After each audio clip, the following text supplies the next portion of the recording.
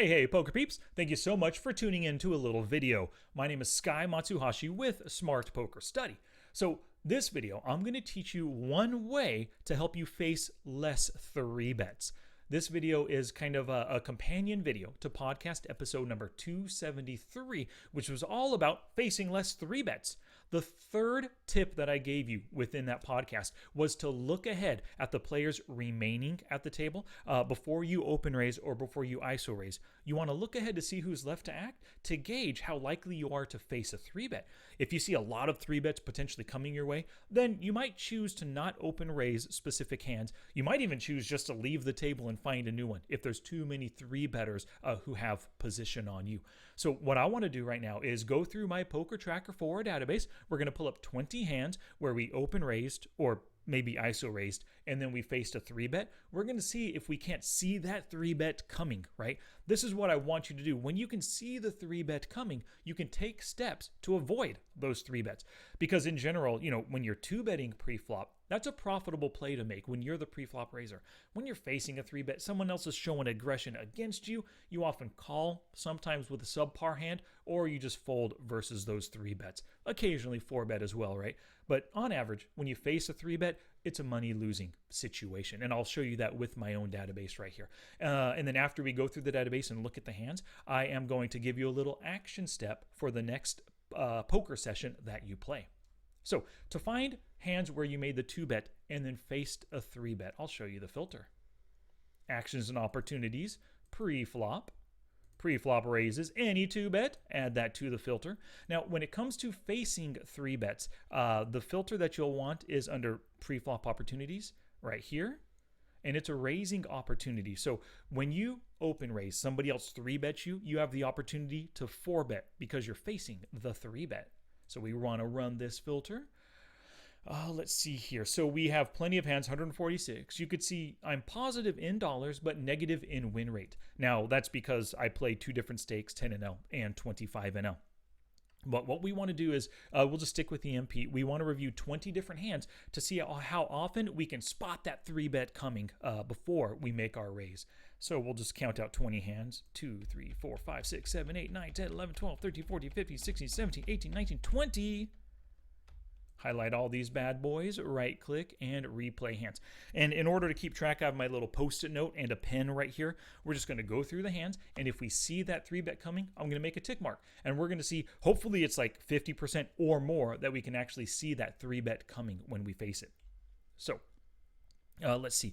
Now right here, looking at this is the smart HUD that you can see. VPIP, PFR, and then 3-bet is right down here. We could see a nitty looking player, an unknown, a loose passive player, a tight aggressive, but they do only have a 3-bet at 3%. So right now, I don't really see a 3-bet coming.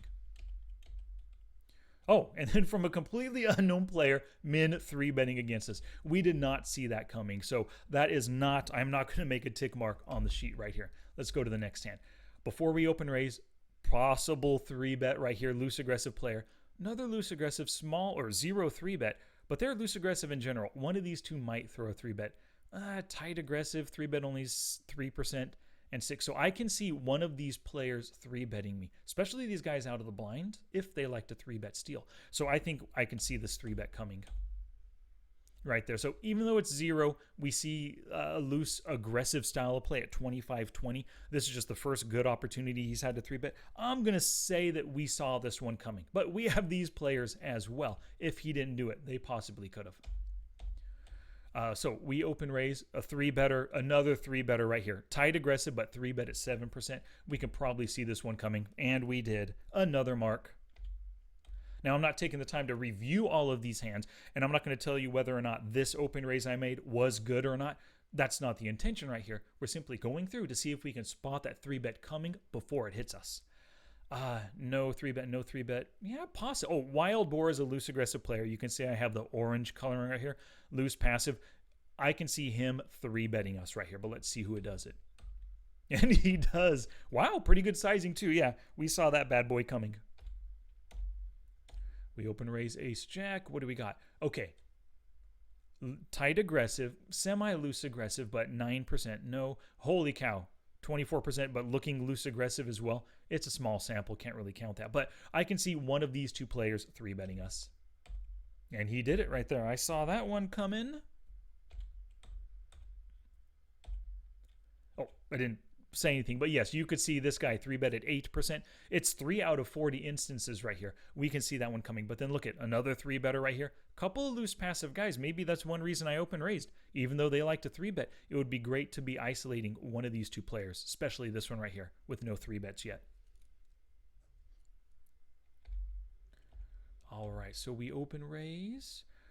No. I don't really expect a 3-bet here. So yeah, and from an unknown, you can't see that one coming. So I can't say that opening king queen was a bad play. Open raise. Now, no, I don't really see either of these two players. We're in the early position. A tag doesn't often 3-bet bluff that. But we face this, I mean, 22-19, but it's 0, and it's a really good size. He's got a strong hand right here. I hope we fold. And we fold. Good. Wow. Didn't see that one coming, really, though.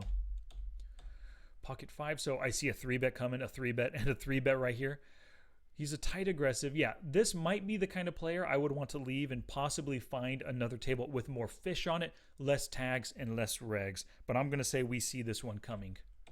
And then we do, right there. Yep. Cool. Open raise. Don't see this one coming. Totally unknown player. Open raise with the ace king.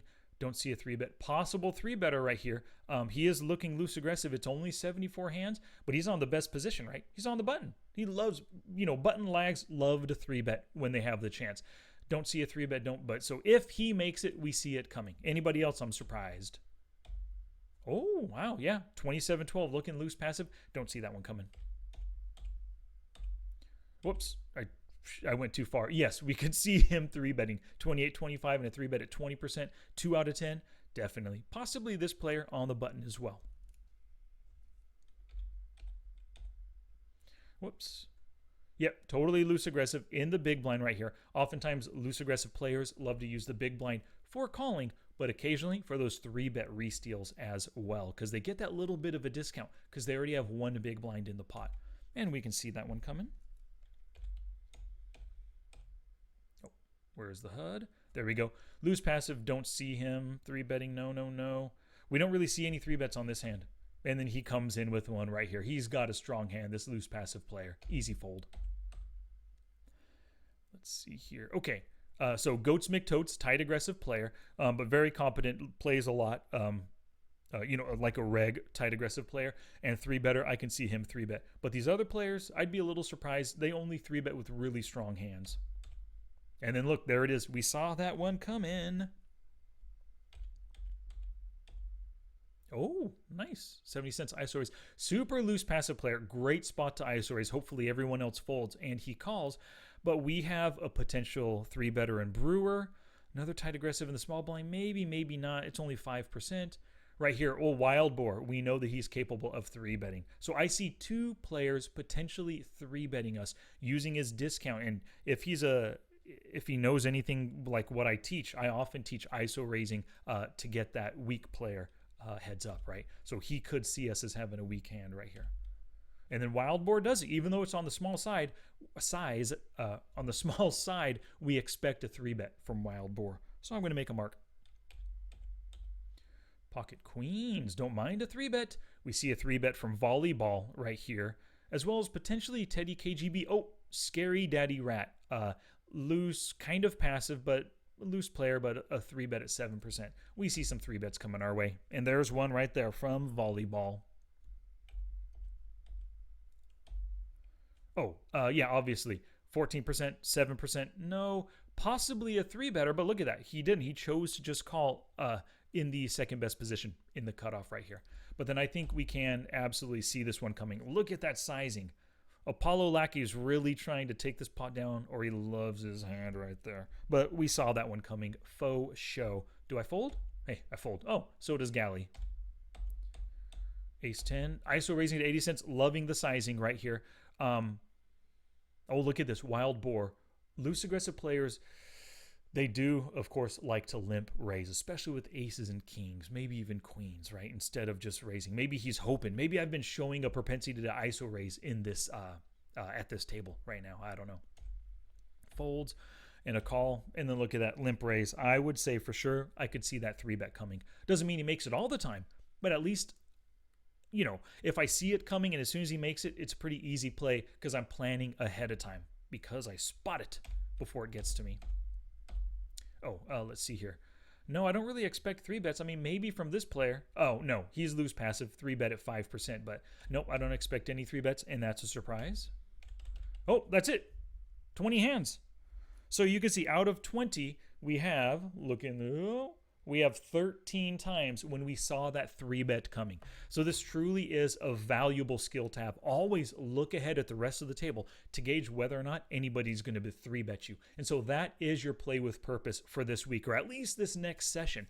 Every time before you ISO raise or before you open raise, take a look at the remaining players and just gauge whether or not anybody is capable of 3-bet bluffing you. If they are, have a plan. Oh, maybe you don't have ace queen. Maybe you're fine getting 3-bet with ace queen right here against maybe this player. Great, go ahead and open raise. But let's say you had, and we see he ends up having ace 7. But let's say instead of ace queen, you had ace deuce or king jack or pocket 6s like we saw before, and you don't want to face a 3-bet, go ahead and don't open raise.